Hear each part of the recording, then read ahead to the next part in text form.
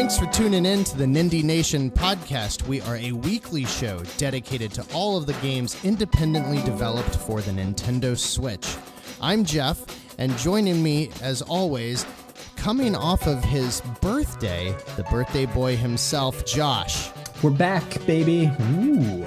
We're back, and we missed a week. If this is your first time joining us, we're here to talk to you about the games that we've been playing on our Nintendo Switch, the games we hope you are playing, and in the second half, we'll talk about the new releases coming out on Nintendo's eShop, as well as games on sale that you cannot afford to miss. We have a jam-packed show today. We're going to be talking about the Kinda Funny Games Showcase, all of the indies announced there, the Game Awards winners. We saw some indies get some big wins this year. And we're also going to talk about some upcoming plans for Extra Life and some big, exciting plans for a special episode coming here in the next week or two.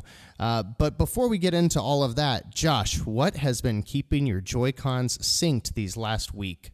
Well, Super Smash Brothers Brawl. Oh, yeah, me too. Ultimate. It's got Shovel Knight in it. Wait, we used that excuse last week. It has about every character known to man in it. Yeah, it sure does. Yeah, I've been playing a lot of that, as you can tell. What do you find you're spending all your time doing? What are you spending your time doing in the game? I actually enjoy the Spirits mode when I'm by myself. Yeah. It's actually pretty well put together. Like, I was surprised. They haven't hit hard on the single-player experiences, but I think it's pretty deep, and some of those are really hard. Like, yeah, they are. Oh, my gosh. I can't even touch anything that has, like, the 13,000 power level. Oh, that's just ridiculous. I can get, like, a third or half of the ones that are the 9,000 power level. But that's about how far I am. Yeah. Good. Well, that's not an indie game. But we can't end on that. We're both just burning our Switches up with it. But in the meantime, I have been playing other games, and one of them is Super Brothers Sword and Sorcery. And yes, it's not sorcery like sorcery, it's sworcery. SW. Yeah, like a sword. It's sort of weird. But this is a really neat game that I never really... that it's been on mobile and PC, and it got like all these accolades for it. Mm-hmm. So I said, I might as well, see what it's about on the Switch. And I can see, I don't think it's as high as what people have rated it, but I'm enjoying my time with it, mainly because the soundtrack is just amazing. That's what I've heard. Now, what is it, a puzzle game or is it a platformer? What is it? It's a mix. So it's like a point and click game.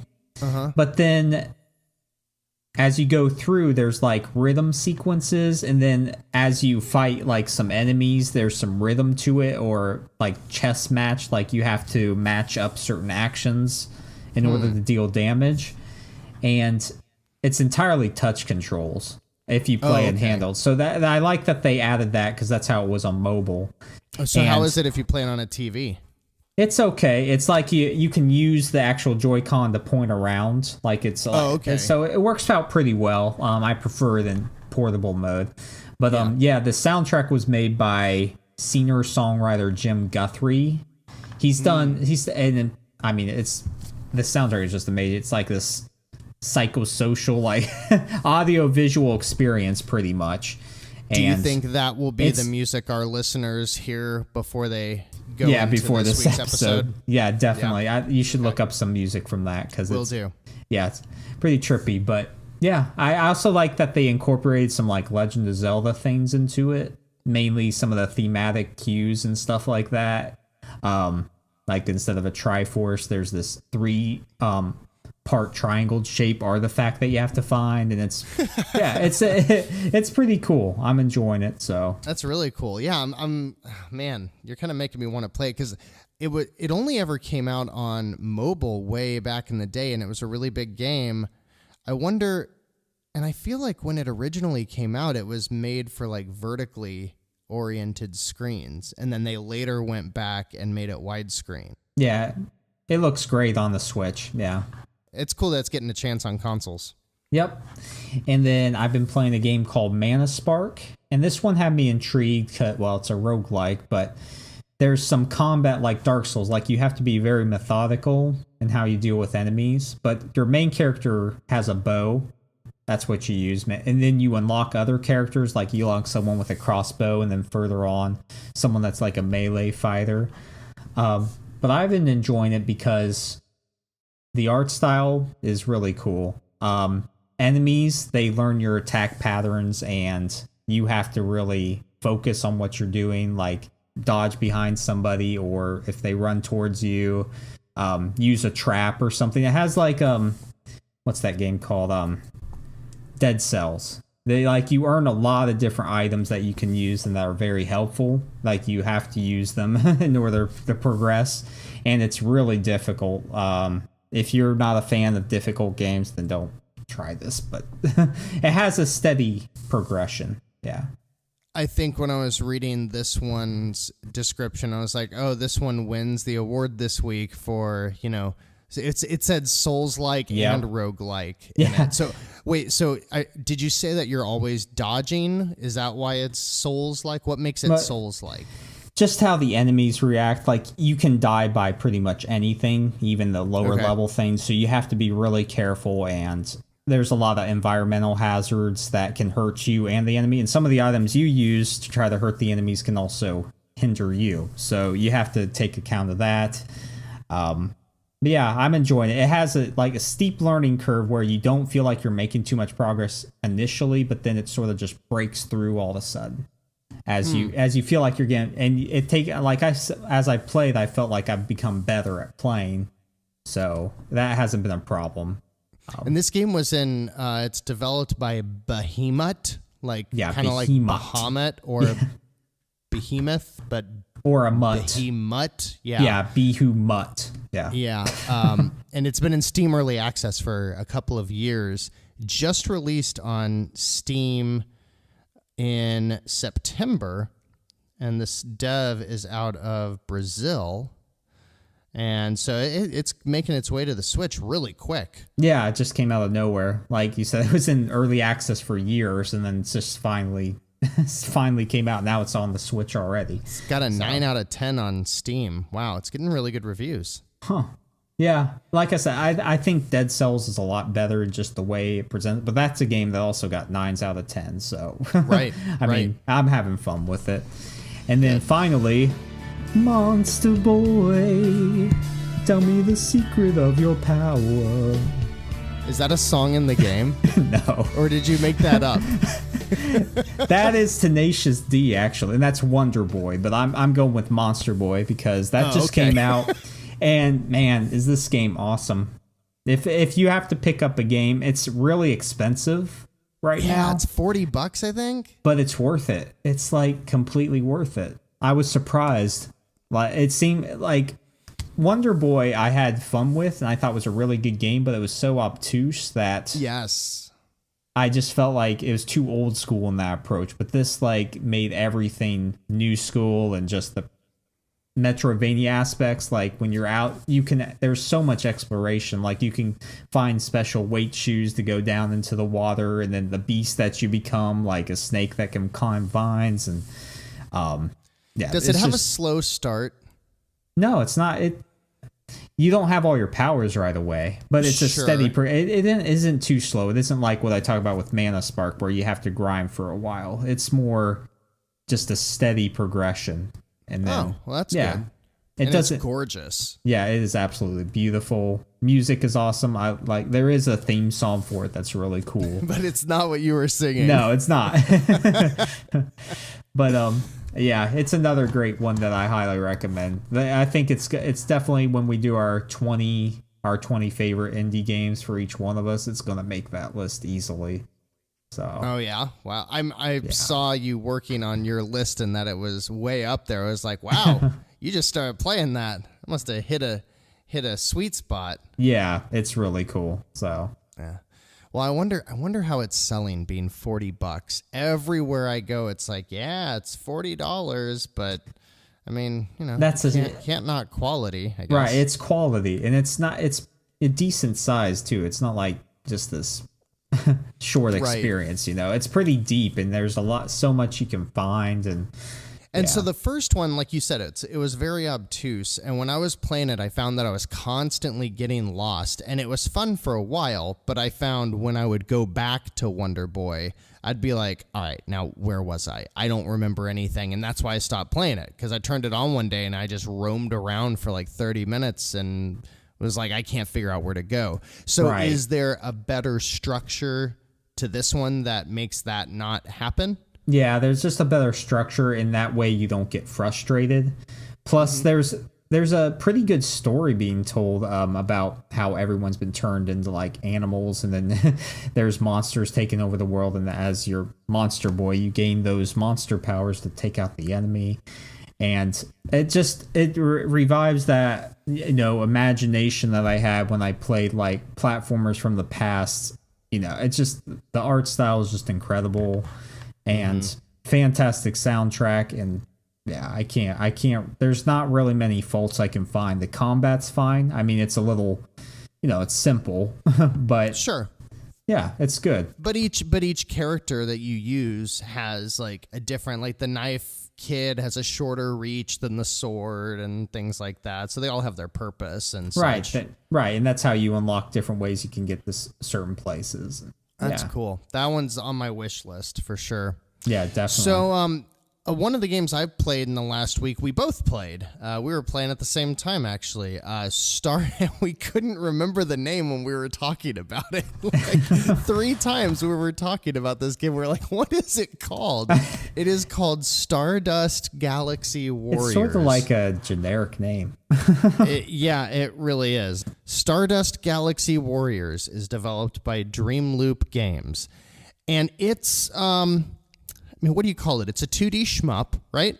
Right. I mean, more of a bullet hell than the other games that we've played. Yeah, horizontal. Yeah. Yeah. And you fly mechs. There's multiple different mechs. The graphics are really good. It's got like an anime sci-fi art style, like Gundams. Old school, like Gundams, yep. And it's got a pretty cool cast of characters that are unique and well fleshed out. It's got some rockin' butt metal music. I mean, if you hadn't brought up Super Brothers, I'd probably put that music in this week. But we just had that kind of music with Coffee Crisis. Yeah, that was amazing. But it's cool. There's like 4 different modes to the game, and one of them's a little bit of an adventure. And I don't know about you, but I was playing the adventure mode and I was like, oh, this is really easy. I'm getting kind of bored. And I played like the first 3 or 4 levels and then I just hit a wall and I just could not beat this boss. And I did it like 3 times. It took like 20 minutes to get to that boss. And each time it just like annihilated me like 5 times in a row. And Same it's like, here. Yeah, I know what you're talking about. Okay. I had to try different mechs just to see what is going on here. Like, yeah.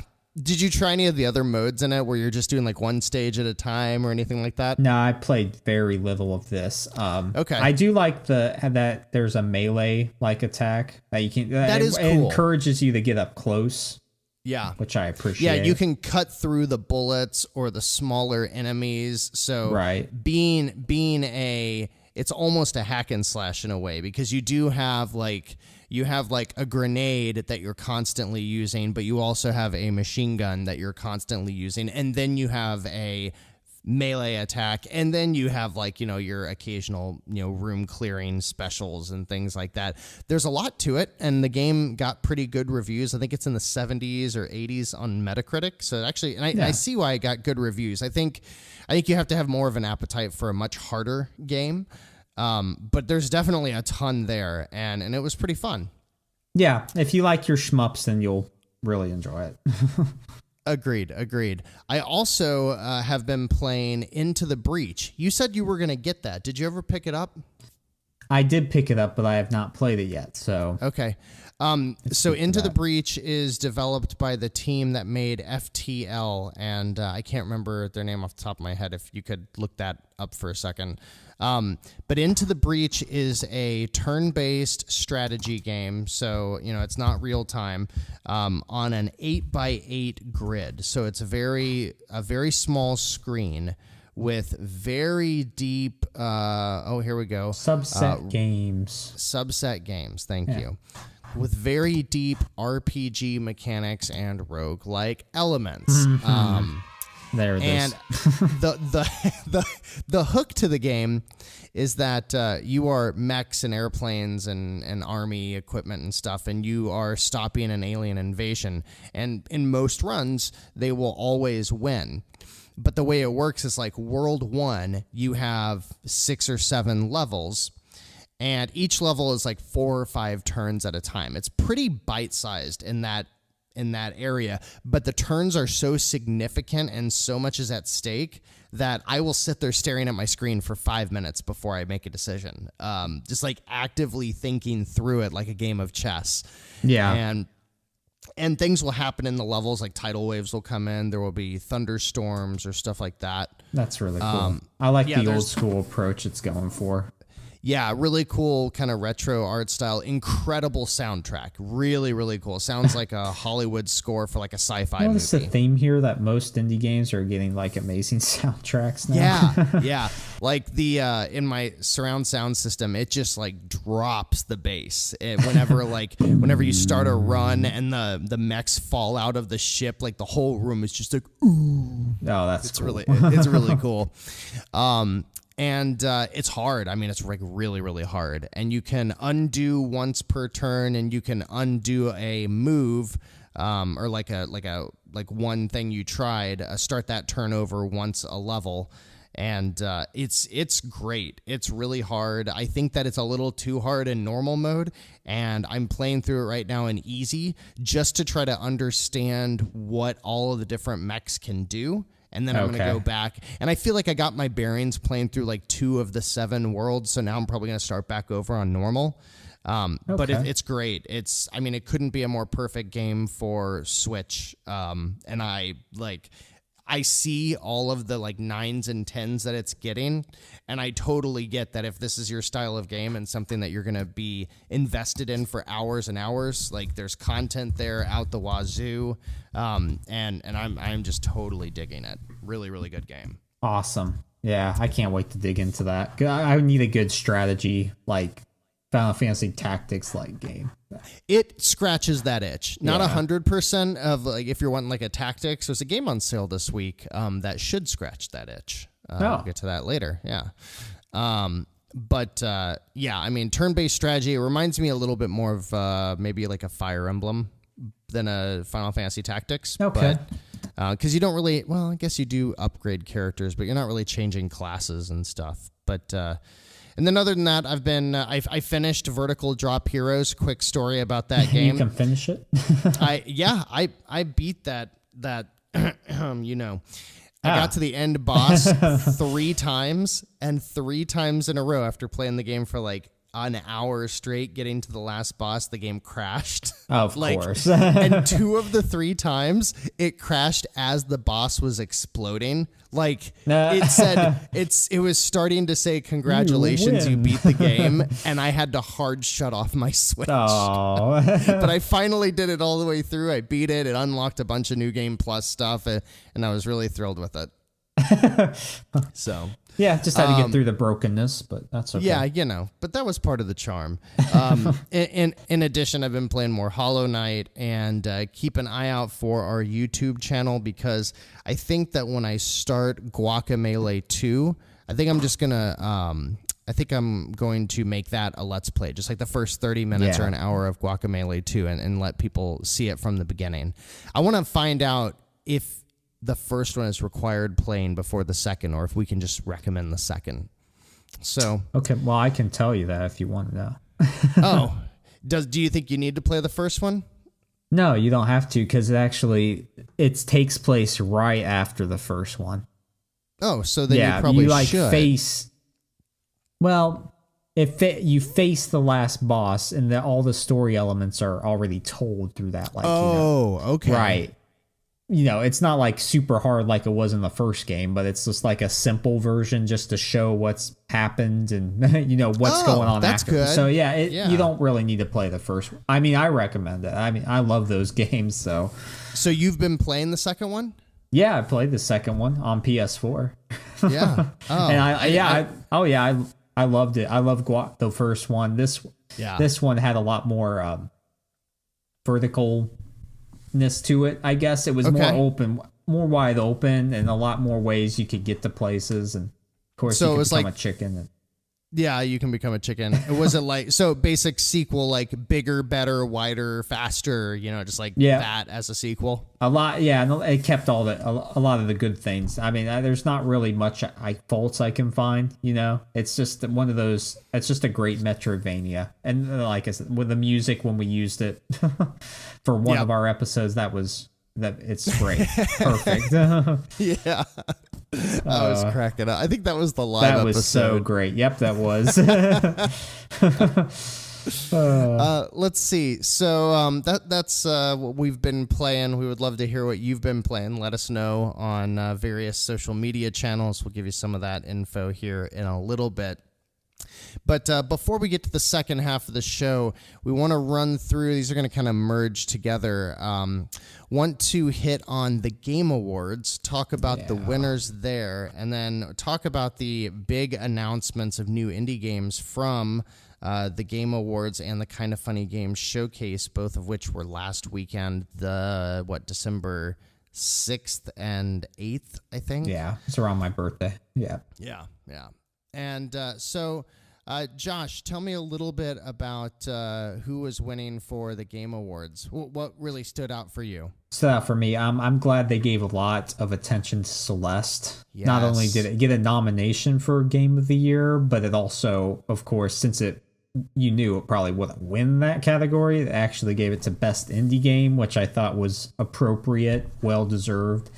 It also won for Games for Impact, which it's a very heartfelt story that I definitely agree it should have won that. And then I don't know about you, but it could have won sound. I thought it should have won soundtrack in a way. That whole list was just great.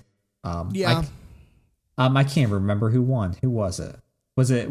It was Red Dead. Okay.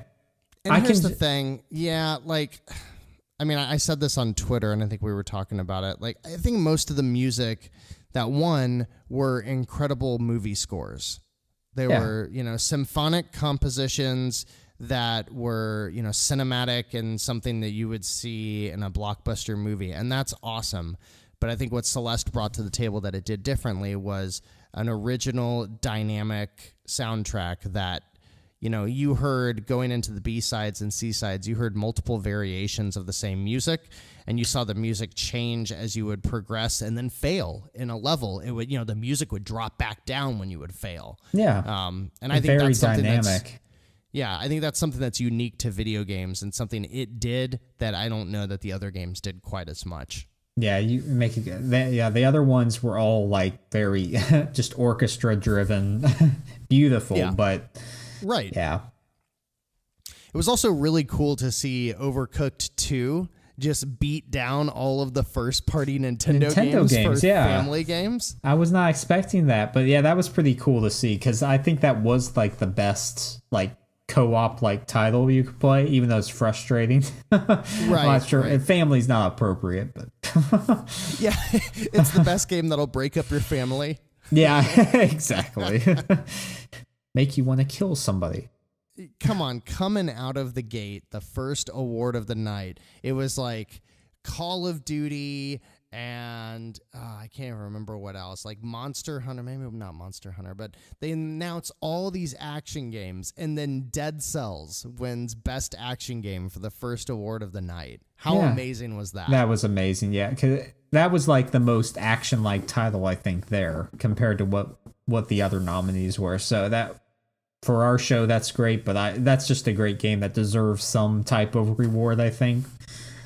And then I was happy to see The Messenger, because I've been playing that too, and man, it's so great. Just the old school charm, I'm loving it, but it won debut indie game, which, like I said, there were some good ones there, but yeah, Messenger totally deserved to win that category. for first showing to see what we could do or what that studio could do, that was an incredible. They deserve all of those accolades. And I can't wait to see what else they come up with. Definitely.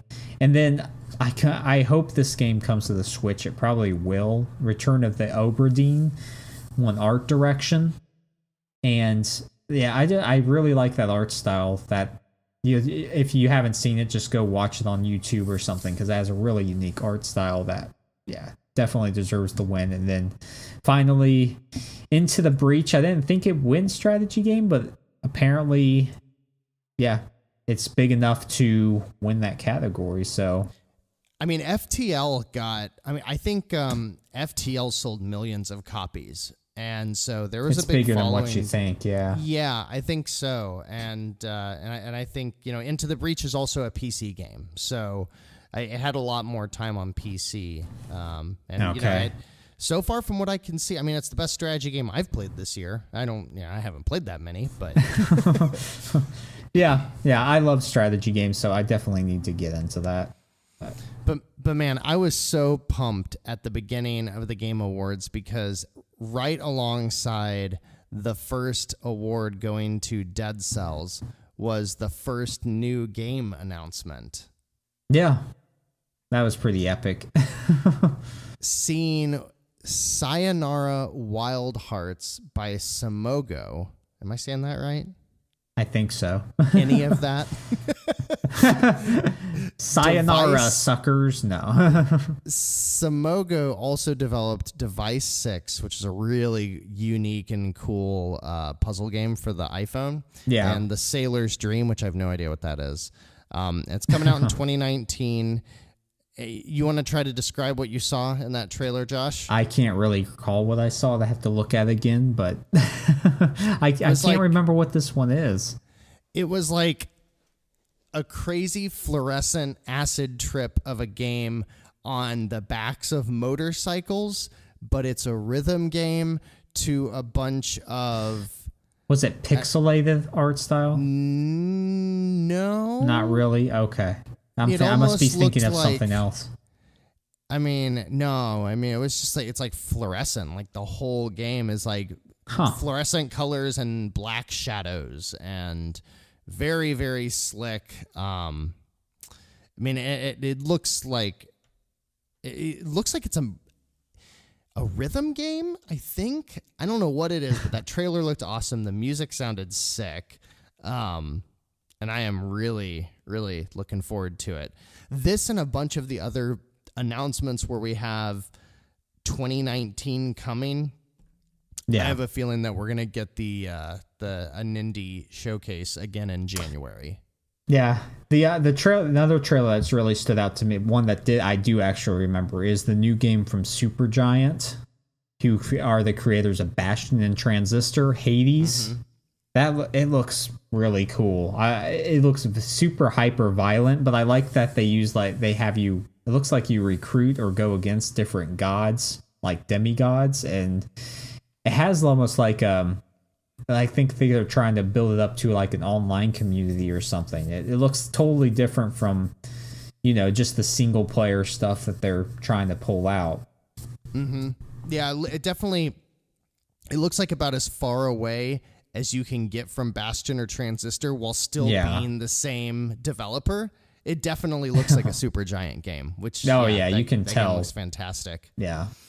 You want to run through some of were there any other big indie announcements from the Game Awards that you saw that we didn't hit on? Because there's only a couple real big ones. No, like I said, the Game Awards it's really saved for a lot of the big AAA titles.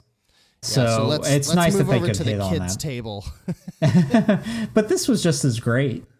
Kind of Funny did an awesome job with and that's what we're hitting on, Kind of Funny Game Showcase, which was that Saturday. I mean, this was a great week for different content, man. We're being spoiled. It was. They did it was a little over an hour. It was a pre-recorded video similar to a Nindie Direct. They featured over 60 games. You can watch it on YouTube. I encourage you to do that. I don't think they're getting the views that they had hoped to get for it. So really? Go watch it. Go watch it because it's a great video. It's really well done. I bet you're familiar with the first couple. You want to run down some of these, Josh? Sure. I can hit on Super Meat Boy Forever, which is not like your typical Super Meat Boy, it wasn't, you had to get through courses fast, and this seems like an endless runner. So you have to do combos and punch things on cue while jumping and dodging, and it's going to be ridiculously hard by what they've shown, like getting splattered all over the walls. And it's Super Meat Boy. So it's going to be good. And that's going to be out sometime in April. Messenger DLC, which was really cool, is free next year. Yeah, I was ready to pay for that. I know, me too. Which that's just and it looks really cool too, because it's like on this tropical paradise, and it's just not something that you would think you would see, which is really awesome too. And then there's a game from an Australian developer called SMG Studios called Moving Out. That's the one where they have the couch and they're trying to... Yeah, okay. I know what you're talking about. That does look... the next party game.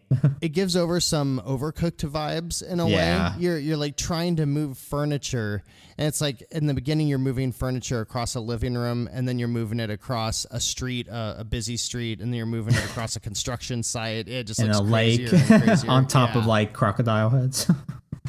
Let's see. Jenny LeClue, which I don't know the developer from. I'll look it up. Okay. I can't really speak much to this, but it looks like a noir, like a detective like game where you have to solve clues and stuff like that, which it is developed by Mography. It looks like their first game, and it was a Kickstarter. Oh, sweet.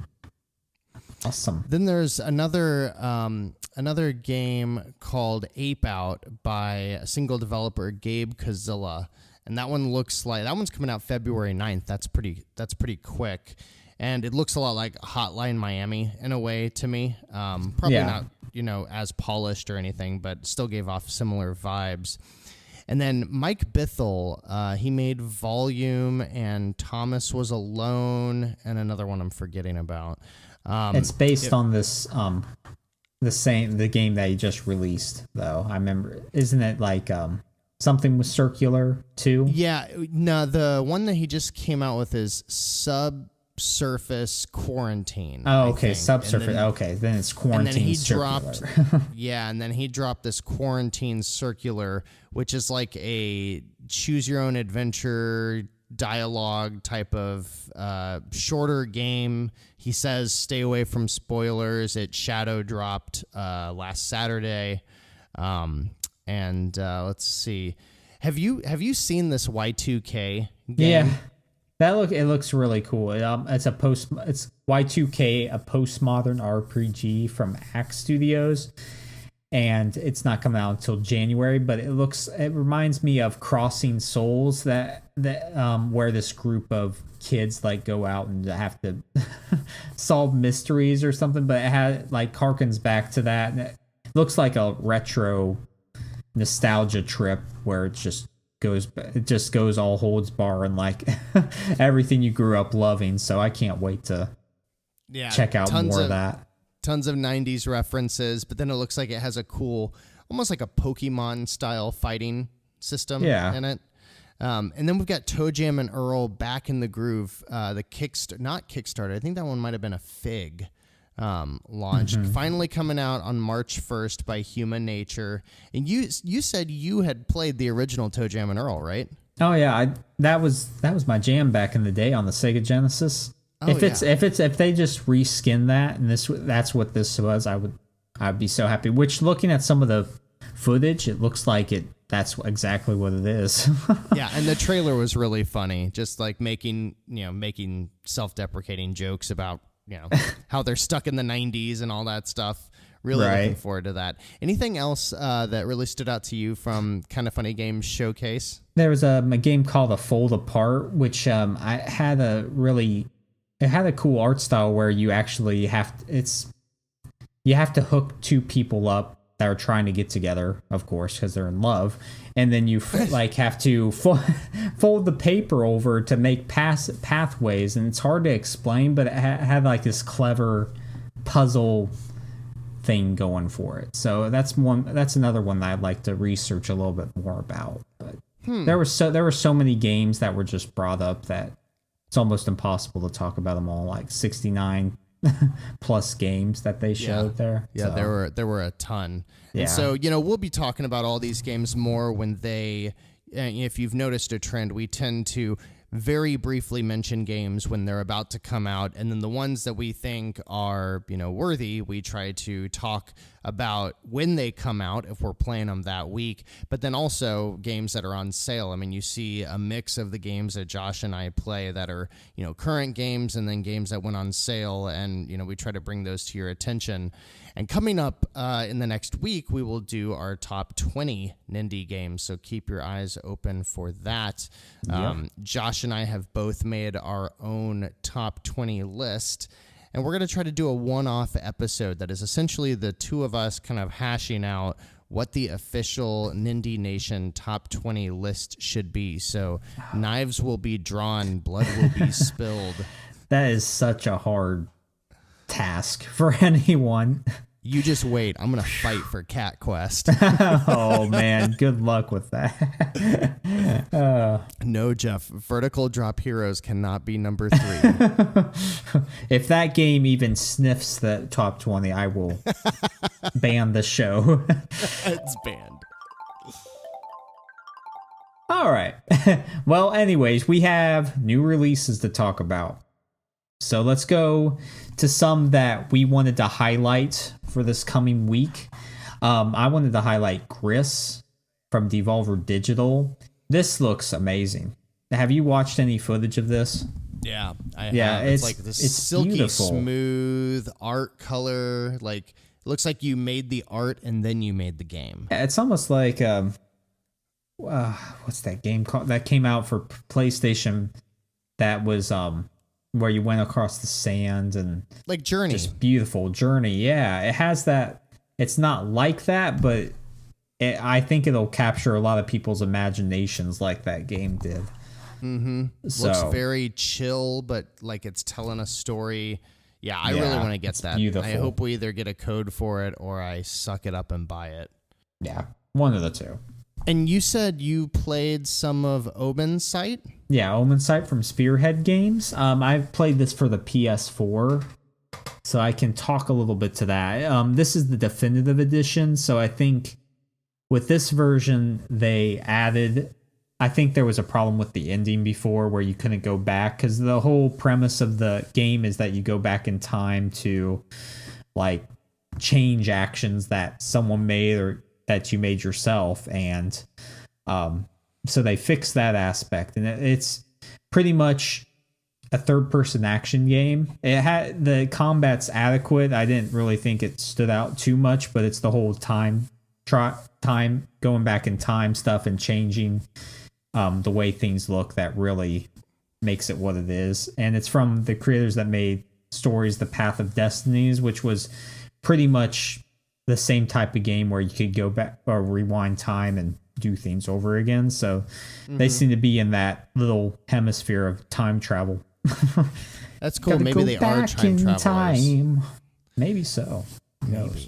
I also saw Rain World release, another unique looking game from Adult Swim Games. I thought the art style looked kind of like Machinarium met Dead Cells, kind of like this like dirty Lovecraftian art style. It's a room-based puzzle game, 16-bit like survival platformer kind of game. Looks really hard. And I don't remember how much it costs, but it just came out in the last week, and I'm kind of waiting to see a bunch of reviews for it. You heard anything about it? I haven't heard too much about it, but yeah, you're right. It does. I like how it looks, and yeah, I think it would be. It's pretty keeping thrilling. Our eyes open for Rain World for sure. Definitely. And then we have Guacamelee 2. Whoop, what we just mentioned. Yeah. And the first one just came out recently also. So you can get both of those. And I highly recommend getting both. If you have to play one, play Guacamelee 2 because it is the better version, I guess. But there's just both are so great that can't go wrong there. And then another one I wanted to highlight was Kingdom 2 Crowns, which comes out on the 11th. And this one, I really am intrigued but to see how well it does, because it seemed to be pretty popular. The first one, Kingdom New Lands, it's based off of that, but this is like an expansion. It's the Kingdom New Lands plus the expansion.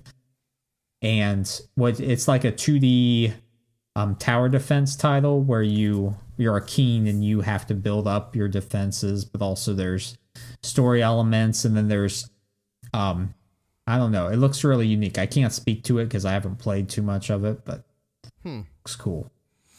I also saw Peace Death by Hypertrain Digital. You see anything about this game? I have no clue what that is. It's a pixelated art style, and it looks like a bunch of arcade-style games. I mean, like carnival-style games almost. Yeah. But you are Death, and you run an arcade, and you are responsible for, as people show up, deciding if they go to heaven or hell based on these like arcade-style games. And it looks pretty cool. Peace Death. The icon is very vivid and has a picture of death on it. I'm keeping this one on my radar. Oh, and alert, part of our new series, Nindie Nation Notice, good sirs.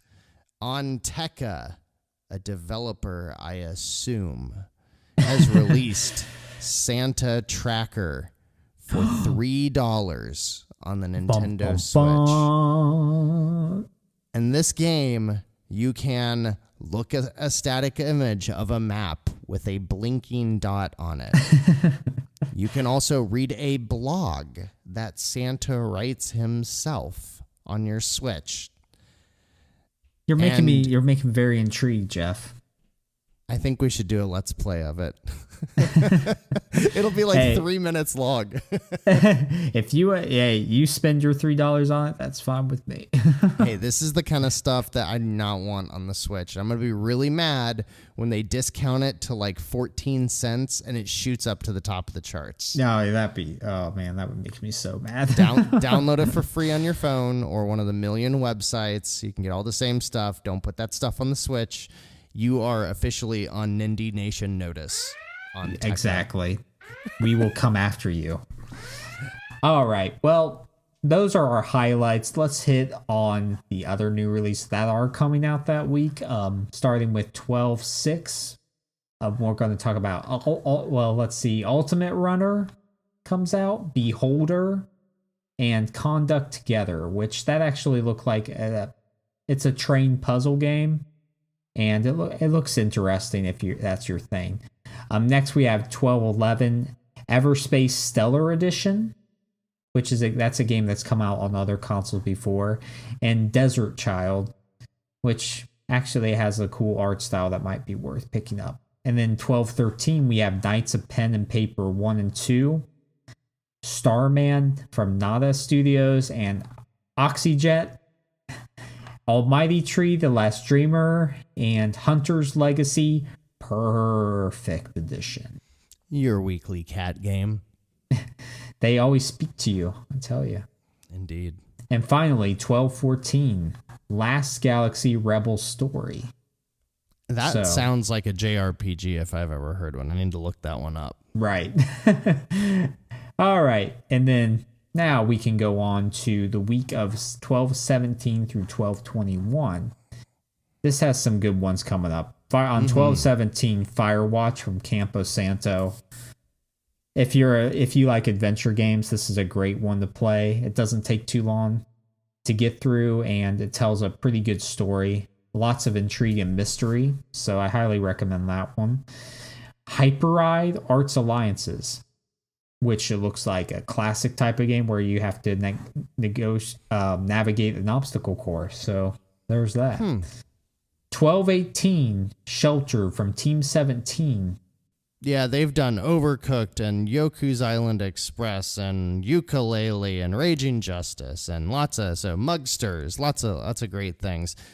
This one looks kind of like if you took the idea of Fallout Shelter, and hence the name Sheltered. If you took Fallout Shelter and kind of expanded it into a bigger game where you're actually walking around and doing the actions of a Fallout Shelter kind of game, I think it looks pretty neat. And it's $15. Not bad at all.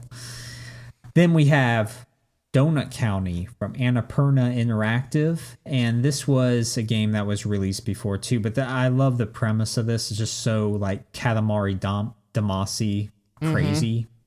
Like it's like the opposite. Instead of being a ball and picking things up, getting progressively bigger, you're a hole in the ground and you swallow things into the ground and the hole gets progressively bigger. I'm totally gonna get this one. Yeah, that sounds awesome. 1220. Here's a heaping load of games. Venture Towns from Carosoft. They're actually from brought over Game Developer Story. Is $12. We have The Keep from Cinemax. This is a first-person dungeon crawler. And if you play their games after 11 o'clock at night, you see adult films. Keep your kids away. Next we have Revertia from Plissy, the 2D puzzle. Looks pretty generic, but might be fun for $5. Pipe Rush Paradise from Digerati. That's another one that we see a lot of the games from. Where you have to pick up pipes, it looks like, and rearrange them to get. So this looks like a BioShock pipe puzzle thing, only you're a cute little girl. It's like that, or like Pipe Dream from like the original Nintendo games. It looks cool. Yeah. And then we have Horizon Shift 81 from Funbox Media.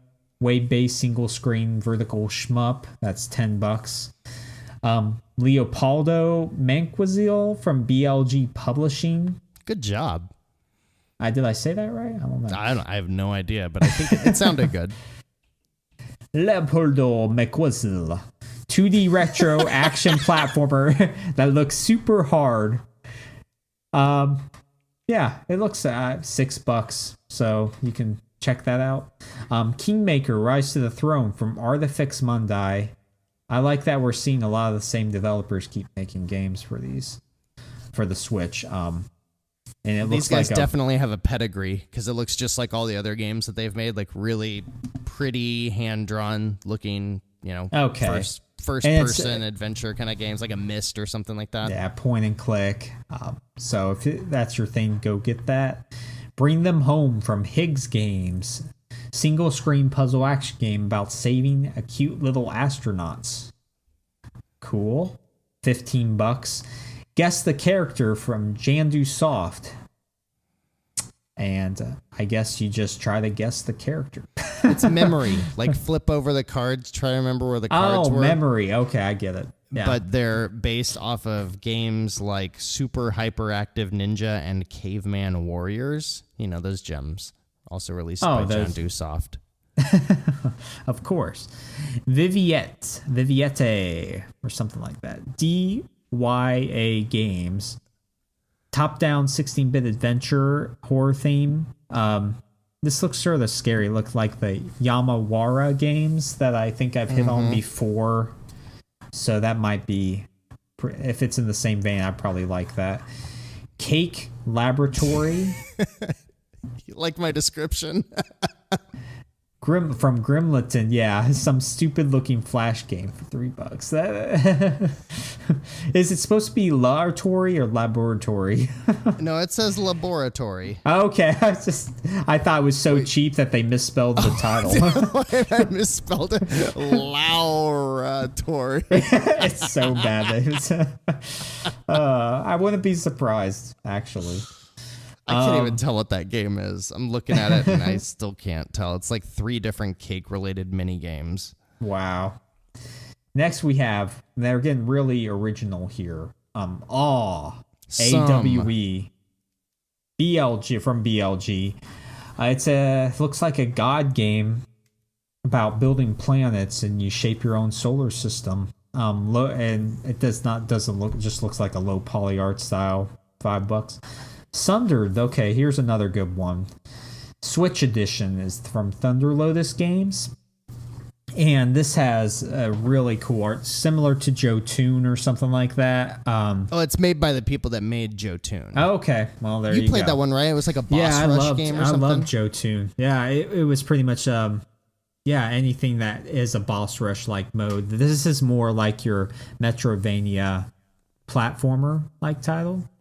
So, yeah, I love that art style. It looks sweet. This looks really cool. That's one I recommend for anyone. I have it on PS4. I haven't played too much, but yeah, check that out.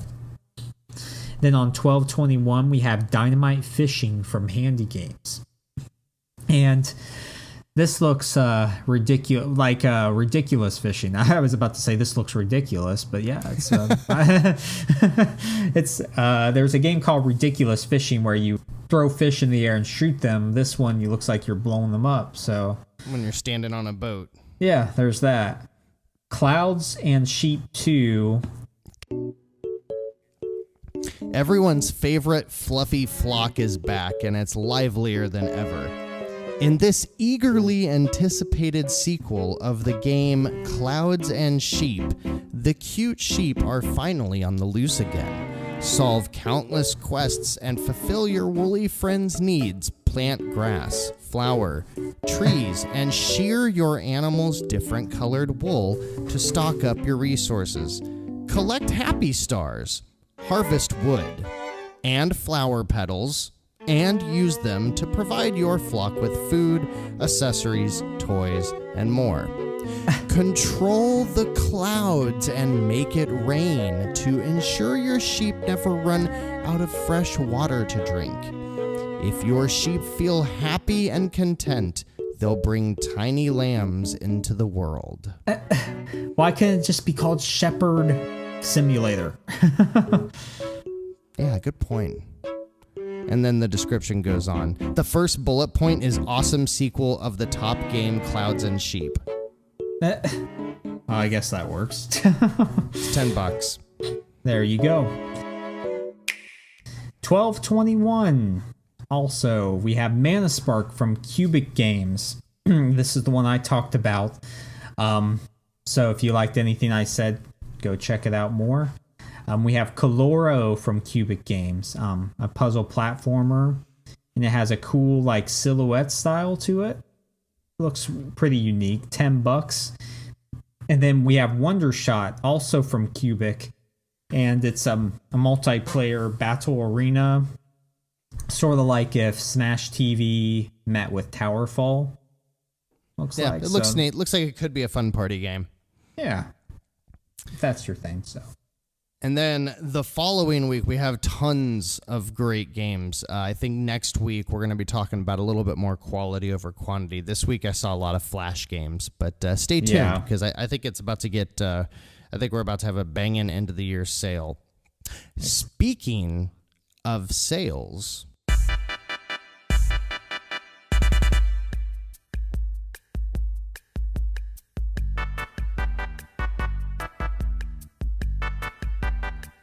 let's jump into what's a deal right now. And if you're listening to this in the first couple of days it releases, two quick ones. 20XTX is 40% off for $10.79. Guacamelee 2 is in its first week's 10% off introductory price for $17.99. Both of those are expiring pretty soon here, like I think by the end of the weekend, if you're listening to this when it releases. And then I also wanted to say that Iconoclasts is free this month on PlayStation Plus. So if you have a PS4, I think it's also on PS Vita. If you have either of those, that's a game that Nindie Nation strongly recommends. So go pick it up if you have one of the other platforms and play it. It's a fantastic game. Yeah. Plus, one of your favorite games of all time, Cat Quest, is 55% off. So it's $5.84. Get that game. It's vastly underrated. I have to agree with you. It's pretty awesome. It's very simple, but cute and fun. Then we have Fast RMX for 20% off at $15.99. That's one of the better racers on the Switch. It's like F-Zero, right? Yeah, in a sense. Doesn't handle like F-Zero, but it's a really good racer if you're into really fast things. Futuristic. Graceful Explosion Machine is 31% at $8.99. And this was one of the first games to ever come out on the Switch, one of the first Nindies, and it's just as addictive now as it was back then. Something you can keep coming back to easily. Mercenary Saga Chronicles, 30% off for $10.49. That is your Final Fantasy Tactics like. Okay. It's got like a 68% Metacritic. So, you know, it's not going to blow you away, but it looks and it walks and talks just like Final Fantasy Tactics.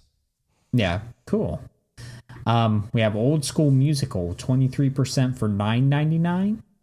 Isn't that one that you recommended back in the day? For $10, totally get that game if you're in the mood for a rhythm game. Okay. Membrane by Perfect Hat is 90% off for 99 cents. Do you remember this game? I don't. I'm asking everybody to watch the trailer for this game because I actually think it's I think the game looks really good, and it's 99 cents right now. Yeah. It's this really weird, kind of gross looking pixel platformer. You're like in a room, you got to get from one side to the other, but you have this gun where you can like create goop and like make puzzles similar to like World of Goo.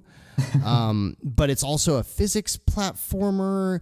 Just watch the video. I think it's probably got to be worth 99 cents. It's gotten some really good reviews, like really good reviews. Huh. Yeah, I think it might be one worth recommending to just about anybody for 99 cents. It looks pretty cool. Membrane. And then next we have Rive Ultimate Edition for 50% off, $7.49. And I believe I played this a while back. It's kind of old, just came to Switch. Yeah, I can't really think I think it came out for PS4, but it's they're like in a little tank, I guess, and you can fire in all directions. So it has a high Metacritic sitting around 82. So, and next one I can definitely recommend, Runbow, 30% off for $10.49. This is a great party game. Easily 8 players. How you swap between different colors to land on different platforms. It's so much fun. Highly recommended. Slime Sun is 40% off at $7.19. And this is like an 8-bit retro platformer, which actually looks really cool too. And then we have Yano and the Celestial Elephants for 40% off, $8.99. I really want to try that game.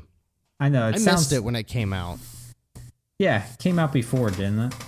Yeah, it was like a big Nindie game last summer, I think. Okay. Like back when the indies were still picking up on the Switch. Huh. I meant to get it and I just missed it. And I think it was normally like $15, so being almost half off now, I'm thinking about getting that one. So lots of good stuff as always. Yep. Agreed. So before we let you go for this week, a couple of things to please keep in mind. Extra Life coming up December 28th and 29th. Oh, yeah. We're going to use some of that time to record some content for the YouTube channel. So keep an eye open on our Facebook page. We'll be posting more information as it gets closer when you might want to check in for certain content. Speaking of which, you can always go and check out the Facebook page at Nindie Nation. We're also on Twitter at Nindie Nation. You can find me, Jeff, at Nindie Jeff. You can find Josh at _the_Brant. And you can find us on YouTube. Search for Nindie Nation. And within probably a few days, you'll see a Guacamelee 2 first 30 minutes, hour, probably just like until the first boss or something. So hopefully the first boss isn't too brutal and I don't die. Am I going to die at the first boss and embarrass myself? Yeah, you should be pretty embarrassed if you lose to the first boss. Oh, great. Now I feel even worse. No pressure, though. No. Yeah, no pressure whatsoever. And we are hosted through the Nintendo Village. Josh, can you explain to me what the Nintendo Village is? Yes, it's this glorious site where Nintendo-based shows can just show off their awesome content, including our show. So go there and support the site. A lot of great shows to get into and content. So be sure to check them out over at thenintendovillage.com. Yeah, if you're not a fan of Nintendo fanboys, probably not the best place to spend your time. Yeah, it's the Nintendo Village. They are very non-inclusive to other platforms. So borderline cult, but we'll just call it fanboys. Yeah. Well, great. Well, another great week in the books. Thank you for joining us. I'm Jeff. That over there is Josh. We are Nindie Nation. And don't forget, it doesn't matter if it's pink or green or yellow or blue or just red or black. Don't forget to get your Joy-Con spayed and neutered. We'll see you next week.